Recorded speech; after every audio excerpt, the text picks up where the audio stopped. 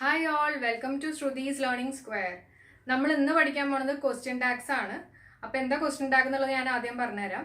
അതായത് ഇപ്പം ഞാനൊരു സ്റ്റേറ്റ്മെന്റ് പറഞ്ഞു എന്ന് വിചാരിച്ചോ, ആ സ്റ്റേറ്റ്മെന്റിന്റെ അവസാനം ഞാൻ ചേർക്കുന്ന ഒരു ചെറിയ ക്വസ്റ്റ്യൻ കേട്ടോ, അതിനെയാണ് നമ്മൾ ക്വസ്റ്റ്യൻ ടാഗ് എന്ന് പറയുന്നത്. ഞാനൊരു എക്സാമ്പിൾ പറയാം. ഇപ്പോൾ ഇന്നലെ നീ കളിക്കാൻ പോയി ഇല്ലേ, അതായത് പോയി എന്നുള്ളത് നമുക്ക് അറിയാമെന്ന് വിചാരിച്ചോ, നമ്മളത് കുറച്ചും കൂടി ഉറപ്പിക്കാൻ വേണ്ടി ഇല്ലേ എന്നുള്ളൊരു വേർഡും കൂടി യൂസ് ചെയ്യും. അതിനെയാണ് നമ്മൾ പറയുന്നത് ക്വസ്റ്റ്യൻ ടാഗ് എന്ന്. ഇനി നമുക്ക് കുറച്ച് എക്സാമ്പിൾസ് നോക്കാം. അപ്പൊ എല്ലാവരും ഒന്ന് കണ്ടു നോക്കാം. ഓക്കെ, അപ്പൊ നമുക്കിനി ക്വസ്റ്റ്യൻ ടാഗിലേക്ക് കടക്കാം.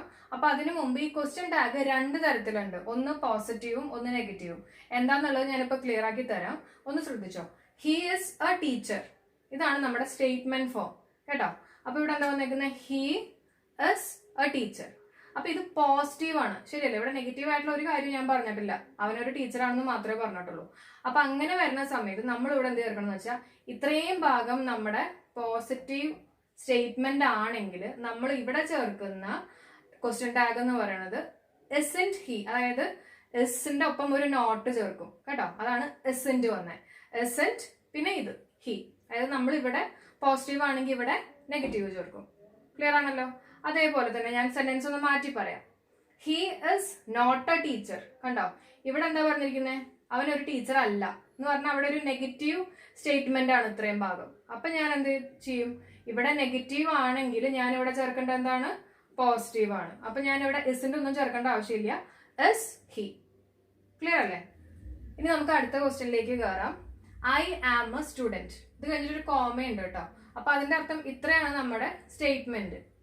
ഇനി കോമയ്ക്ക് ശേഷം ഇടുന്നതായിരിക്കും നമ്മുടെ എന്ത്, ക്വസ്റ്റ്യൻ ടാഗ്. അപ്പൊ ഐ ആം എ സ്റ്റുഡന്റ് എന്ന് കൊടുക്കുകയാണെങ്കിൽ നിങ്ങൾക്ക് പറയാൻ പറ്റും ആൻസർ. നമ്മൾ സാധാരണ ലോജിക്ക് വെച്ചിട്ട് എന്താ കൊടുക്കുക, ഇതൊരു പോസിറ്റീവ് സെന്റൻസ് ആണ്.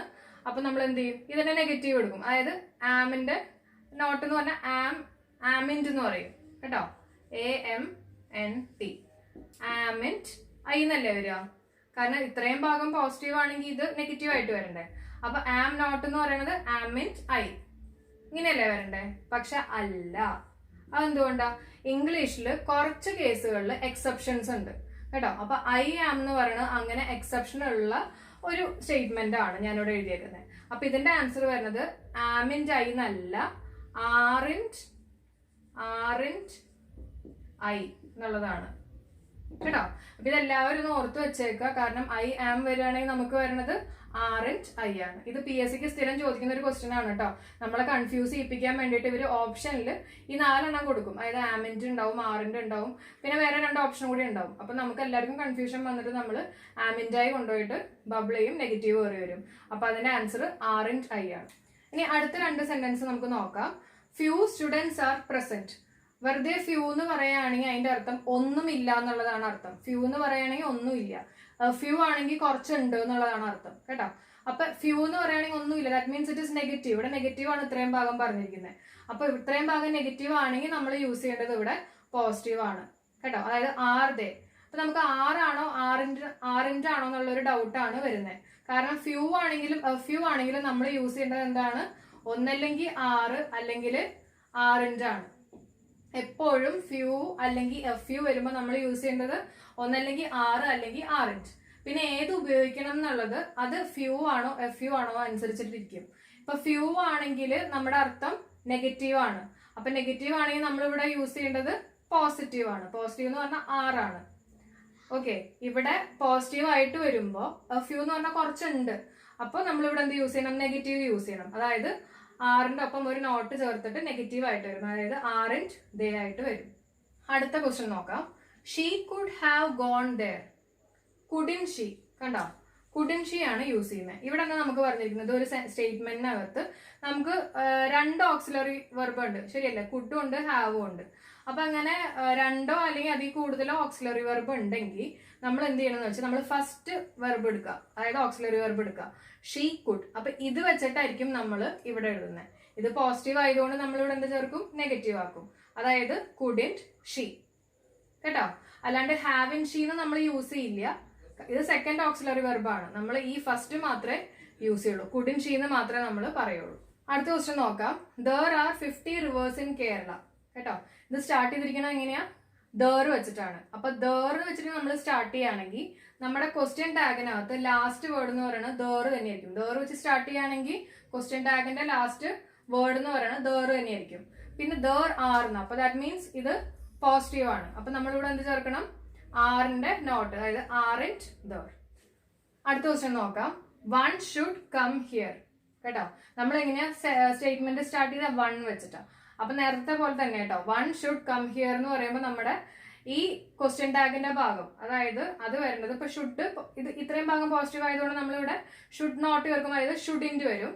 പിന്നെ ഈ വൺ വെച്ച് തുടങ്ങുകയാണെങ്കിൽ നമ്മുടെ അവസാനിക്കുന്നതും വൺ തന്നെയായിരിക്കും. അതും കൂടി ഓർക്കാം. ഓക്കെ, അടുത്തത് ഒരു സിമ്പിൾ ഇംപറേറ്റീവ് സെന്റൻസ് ആണ് കൊടുത്തിരിക്കുന്നത്. എന്താ ഇംപറേറ്റീവ് എന്ന് പറഞ്ഞു കഴിഞ്ഞാൽ എന്തെങ്കിലും റിക്വസ്റ്റോ അല്ലെങ്കിൽ എന്തെങ്കിലും കമാൻഡോ, അതിനൊക്കെയാണ് നമ്മൾ ഇംപറേറ്റീവ് സെന്റൻസ് എന്ന് പറയുന്നത്. ഇപ്പൊ ഇവിടെ നോക്കിക്കോ, റൈറ്റ് ലെജിബ്ലി. അങ്ങനെ നമ്മളൊരു കമാൻഡ് പോലെ നമ്മളിങ്ങനെ പറഞ്ഞേക്കാണ്.